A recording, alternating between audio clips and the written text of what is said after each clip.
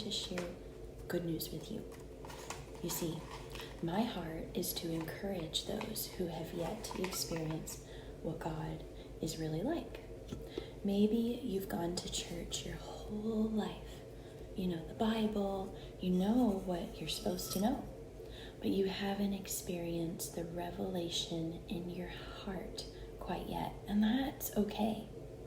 So here's a little something different this morning. God is fun. He's enjoyable to be around. If he wasn't, he probably would not have given us free will for us to choose surrendering our lives to him or being trapped in all the pleasures the world has to offer. And just because we're giving up certain so-called pleasures to follow him does not mean God does not desire that we experience pleasure. He just wants us to experience a pleasure that is true and good for the soul. The commentary in the Passion Translation Bible says this about John 2:2-3. But with so many guests, they ran out of wine. Interpreting Mary's words for today, we could say religion has failed. It has run out of wine. The traditions of religion cannot gladden the heart, but Jesus can. Moses, the law, turned water into blood, but Jesus, grace, turned water into wine. There's some discrepancies here I think should be addressed. While tradition can become stoic and just another thing to keep us busy, the main point here isn't about the practices of tradition so much as it is the heart behind it. Jesus came to gladden our hearts, just like wine gladdens the heart, according to Proverbs 104:15 that says, wine to gladden the hearts of men.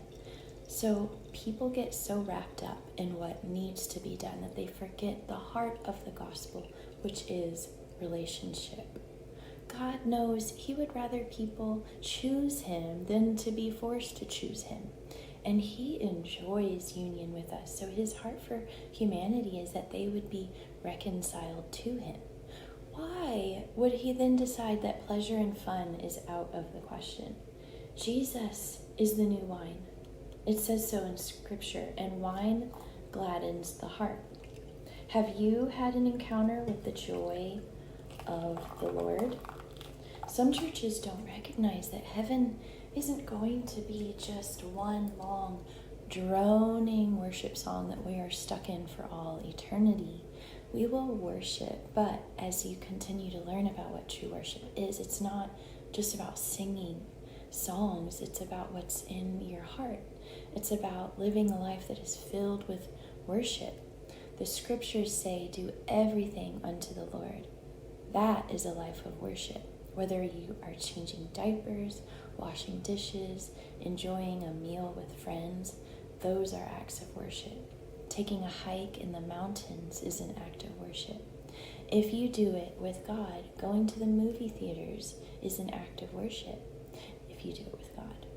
When we do things with him, sensitive to his leading, he shows us even better ideas. I've often felt God leading me to watch certain movies over other ones. It's usually because the movie reflects something about him, and I wind up encountering his goodness in that movie.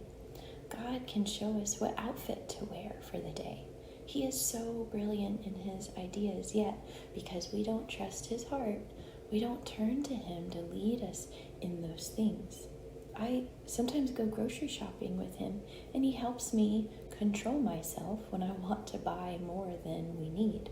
But he's also led me into buying things we didn't need that are just fun. God is fun, people. John 2:11 says, he thus revealed his glory, and his disciples put their faith in him. Turning water into wine was his first miracle because Jesus came to represent the true heart of the Father. Scripture says, if you've seen me, you've seen the Father. This is true in how he handles the situation of the wine. God enjoys celebrations.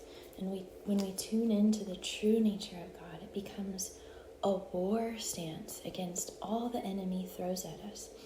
When you're going through it, let God lead your heart in humor and fun and celebration and creativity to counteract against the attacks of the enemy. He wants us to be lifeless, the enemy does, and filled with lack in our souls and in our lives. But it says Jesus came to bring life and life abundant.